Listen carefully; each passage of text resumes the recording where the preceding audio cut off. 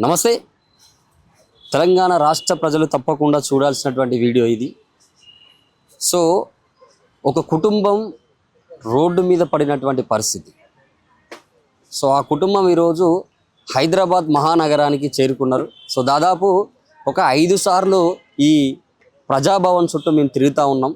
అన్న మాకు న్యాయం జరగట్లేదని చెప్పేసి ఆ కుటుంబం ఇక్కడ మనతో మాట్లాడడానికి రెడీగా ఉన్నారు. శ్రీయుత గౌరవనీయులైన రాష్ట్ర ముఖ్యమంత్రి వర్యులు తెలంగాణ రాష్ట్రం హైదరాబాద్ గారికి నమస్కారములతో రాయినది మా బాధ ఏందని చెప్పేసి వాళ్ళు ఒక పత్రం తీసుకొచ్చినటువంటి పరిస్థితి. నా చేతిలో ఉన్నటువంటి పత్రం. సో వాళ్ళ కుటుంబానికి ఆర్థికంగా దెబ్బతిన్నారు, వాళ్ళు మొత్తం కూడా నష్టపోయినటువంటి పరిస్థితి అని చెప్పేసి వాళ్ళు చెప్తున్నటువంటి మాట. సో ఒకసారి ఈ పత్రంలో ఏం రాసినారు అని మీకు చెప్పే ప్రయత్నం చేస్తాం. తమిళతో మనవి చేయనది ఏమనగా నేను అనగా గుర్రాల మోహన్ తండ్రి గంగాధర్, నివాసం ఇంటి నెంబరు 117, కమలాపూర్ గ్రామం, నవీపేట్, జిల్లా నిజామాబాద్. అంతేనా? నిజామాబాద్ వాసిని విన్న ఉంచుకున్నది ఏమనగా నా పేరు నిరుపేద కుటుంబానికి సంబంధించినటువంటి మాదిగ కులగానికి సంబంధించినటువంటి వారిని అని చెప్పేసి వాళ్ళు చెప్తున్నటువంటి మాట. సో గత బీఆర్ఎస్ పాలనలో నేను బ్యాంకుల ద్వారా పశువుల డైరీ రుణాలు లోన్ మంజూరు చేయాలని ఎన్ని మార్లు దరఖాస్తు చేసినా ఏ బ్యాంకర్ కూడా స్పందించలేదు. చివరికి ఏ దిక్కు లేక ప్రైవేట్ ఫైనాన్స్ల ద్వారా 2019 సంవత్సరంలో సుమారు 15 లక్షల రూపాయల అధిక వడ్డీల రుణాలు తీసుకున్నాము. కరోనా అధిక వడ్డీల లాభం భారం వలన మరియు నా ఆరోగ్య సమస్య వలన ఆర్థికంగా నష్టపోయాను. ఈ భయానక పరిస్థితిలో అంటే వాళ్ళకు ఉన్నటువంటి పరిస్థితి ఏంటంటే, వాస్తవానికి ఈ బీఆర్ఎస్ హయాంలో ఏం జరిగిందనంటే, దళిత బంధు అని చెప్పేసి కేసీఆర్ ప్రభుత్వంలో పెట్టినటువంటి ఏదైతే స్కీమ్ ఉన్నదో దానికి సంబంధించి కొన్ని నియోజకవర్గాలకు సంబంధించినటువంటి ఆ పరిధిలో అవి కేటాయించడం జరిగింది. సో అందులో భాగంగా మాకు కూడా వస్తుందని చెప్పేసి ఆ లిస్టులో వచ్చిందని చెప్పేసి కొంత మాకు ఆశ ఉండడం వల్ల మేము ఒక 10 లక్షలు 15 లక్షలు తీసుకొచ్చి బర్రెలు తీసుకొని రావడం జరిగింది. అని ఇప్పటిదాకా కూడా మాకు వచ్చినటువంటి పరిస్థితి అని చెప్పేసి ఎవరైతే నష్టపోయినటువంటి కుటుంబం ఉన్నదో ఆయన మీ తండ్రి వాళ్ళ తండ్రి ఇద్దరు కలిసి రావడం జరిగింది ప్రజాభవన్కి. సో మరి ఇక్కడ పరిస్థితి ఏం జరిగింది, అసలు ఎన్నిసార్లు ఇక్కడ రావడం జరిగింది, ఇలా సమస్యకు మరి పరిష్కారం దక్కుతుందా, ఏం జరగబోతుంది, ఎన్నిసార్లు వచ్చినా కూడా ప్రభుత్వ అధికారులు వీళ్ళకి ఏం స్పందించారో ఒకసారి మాట్లాడే ప్రయత్నం చేద్దాం. సో ఇక్కడ చూసుకోవచ్చు, నా ముందర అన్నీ ఉన్నాయి. ప్రతి ఒక్క పత్రం కూడా ఇగో ఇక్కడ చూడొచ్చు. సో బీఆర్ఎస్ హయాంలో వీళ్ళు చూసుకోవచ్చు, ప్రతిదీ కూడా తను లెక్కతో తీసుకొచ్చినటువంటి పరిస్థితి. ఇక్కడ చూడొచ్చు, ఇది ఒకసారి జూమ్ చేయి. ఇగో ప్రైవేట్ ఫైనాన్స్ ఆగడాలు. సో మేము తీసుకున్నటువంటి పరిస్థితి, వాళ్ళ ఇల్లు కూడా తీసుకున్నారా? సో ఇల్లు కూడా అమ్మేసిరంట వాళ్ళ పరిస్థితి. చూడండి ఒకసారి, ఇల్లు కూడా ప్రైవేట్ ఫైనాన్స్ వాళ్ళు జప్తు వాళ్ళు తీసుకున్నటువంటి పరిస్థితి చూసుకోవచ్చు ఇక్కడ ఒకసారి.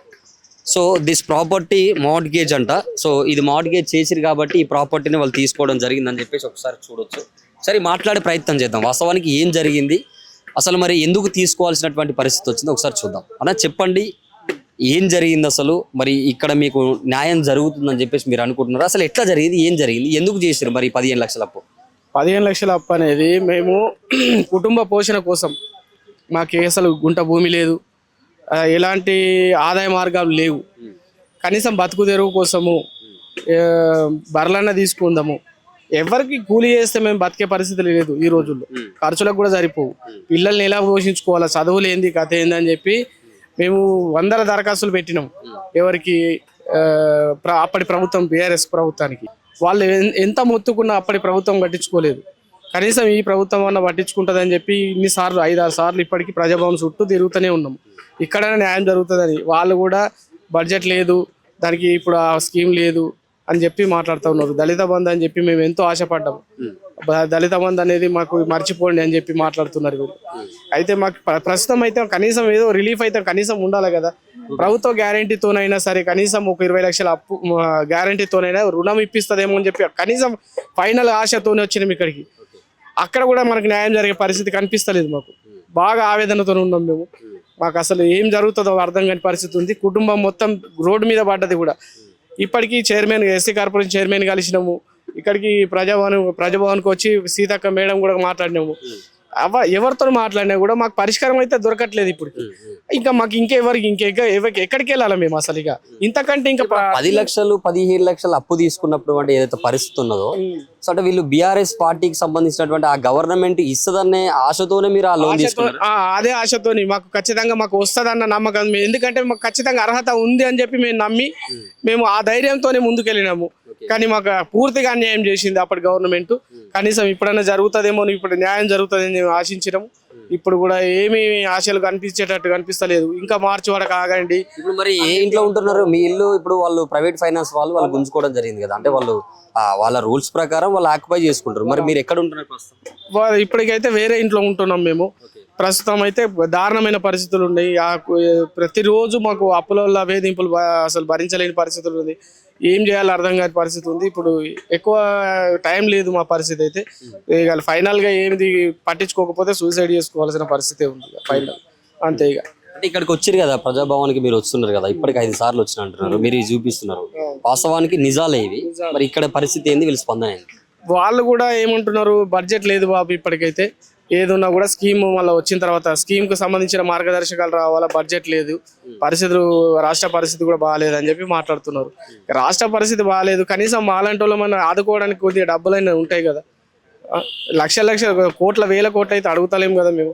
మా కుటుంబాన్ని రోడ్డు మీద పడ్డదాన్ని బయటపడే ప్రయత్నం చేసి మాకు ఉపాధి మళ్ళీ తిరిగి కల్పిస్తే మనం ధైర్యంగా మళ్ళీ కోలుకొని బతకగలుగుతాము. అదే ధైర్యంతో మేము ఇక్కడికి వచ్చినాము. 5 ఏళ్ళు అవుతుంది, 5 సార్లు వచ్చినాము ఇక్కడికి. ఇక్కడ కూడా మాకు అసలు ఆశలు కనిపిస్తలేవు సార్. అది పరిస్థితి. కొంచెం మీరు మళ్ళీ ఇప్పుడు మార్చి వరకు వెయిట్ చేయమంటున్నారు, కొత్త బడ్జెట్ వచ్చే వరకు వెయిట్ చేయమని చెప్తున్నారు సార్.